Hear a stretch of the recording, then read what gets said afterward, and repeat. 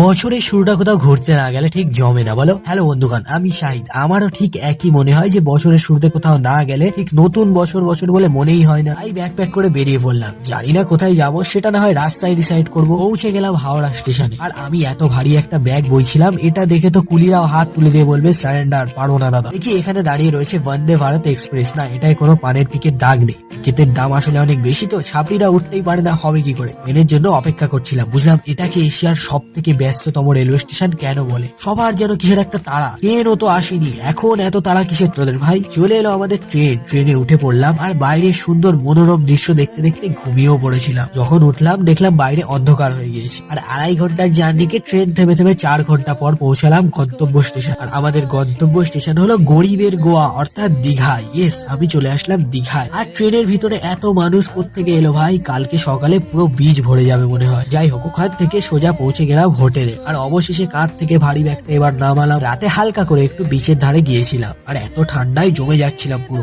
আজ আর কোথাও যাওয়ার এনার্জি নেই। কাল থেকে শুরু হচ্ছে গরিবের গোয়া সিরিজ। আমি ব্যালকনিতে দাঁড়িয়ে হাওয়া খাই, তোমরা ততক্ষণ ফলো করে নাও।